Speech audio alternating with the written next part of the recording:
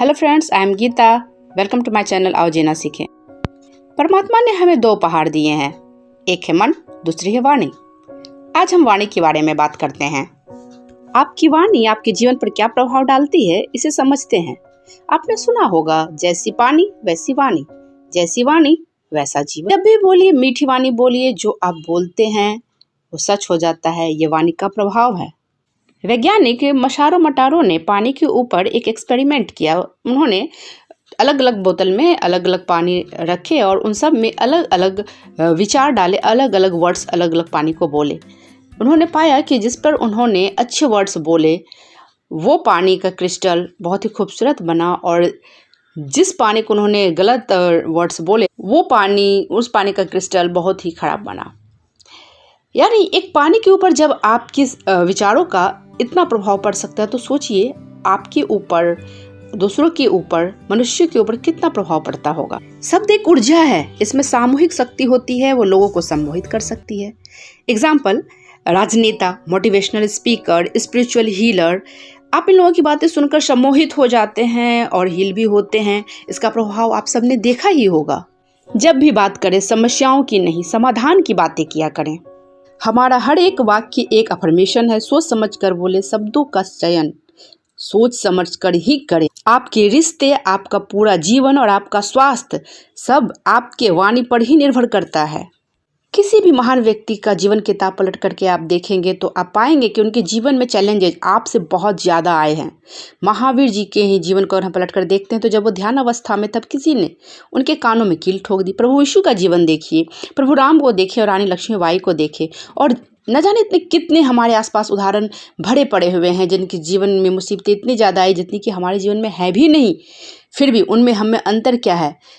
अंतर यह है कि हम तकलीफ़ों की बातें करते हैं, जबकि उन्होंने तकलीफ़ों का चिंतन नहीं किया और आगे बढ़ते रहे, सकारात्मक जीवन को अपनाया, सकारात्मक विचारों को अपनाया। आपने प्राचीन कहानियों में सुना होगा कैसे महर्षियों ने जब श्राप दिया या वरदान दिया तो वे उनके जीवन में घटित हुए, फलीभूत हुए। यानी शब्द एक ऊर्जा ही है। आपके बोलने का टोन भी आपके शब्दों को प्रभावित करता है। 90% झगड़े जो हैं वो गलत शब्दों के कारण ही होते हैं। यहाँ तक कि इसके कारण दो लोग, दो देश, दो धर्म लड़ जाते हैं। एक शब्द दूसरे देश के राजा को बुरी लगी और प्रतिष्ठा पे आन पड़ी और युद्ध हो गया, लाखों लोग मारे गए, सिर्फ एक शब्द के कारण। इसलिए शब्दों का चयन सोच समझ कर करें। यहाँ तक कि जब आप अपने नौकर से बात कर रहे हैं या अपने बच्चे से, पत्नी से, किसी भी फैमिली मेंबर से बात कर रहे हैं तो उनकी भावनाओं का, उनके सम्मान का ख्याल अवश्य ही रखें। आपके बुरे व्यवहार के कारण या तो बच्चे क्रोधी, विद्रोही हो जाते हैं या फिर दब्बू बन जाते हैं, निर्णय लेने की क्षमता को खो देते हैं।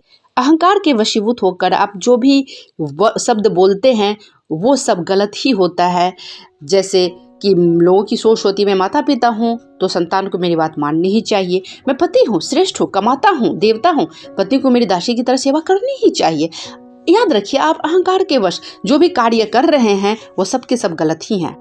ऐसा करके आप प्रेम और सम्मान दोनों ही खो रहे हैं, साथ ही दिलों में स्थान और रिश्तों को खो रहे हैं। मैं आपके सामने एडिशन का उदाहरण देना चाहूँगी। जब वो सक्सेसफुल हो गए, इन्वेंटर बन गए, उनकी माँ का देहांत हो चुका था, तो उन्होंने एक दिन ड्रॉअर खोला और उसमें उन्होंने एक लेटर पाया जो उनके स्कूल टाइम का था, और उसमें ये लिखा हुआ था कि ये बच्चा हमारे स्कूल में पढ़ने लायक नहीं है, मानसिक रूप से बहुत कमज़ोर है और इसका प्रभाव दूसरे बच्चों पर बहुत बुरा पड़ेगा, इसलिए हम इसे निकाल रहे हैं। लेकिन उन्हें याद आया कि उनकी माँ ने ठीक इसके विपरीत उन्हें बताया था कि तुम बहुत ही जीनियस हो, तुम इतने जीनियस हो कि तुम्हारे लेवल का कोई वहाँ पर कोई तुम्हारे कंपटीशन में है ही नहीं, इसलिए स्कूल ने कहा है कि मैं तुम्हें घर पर ही पढ़ाऊँ।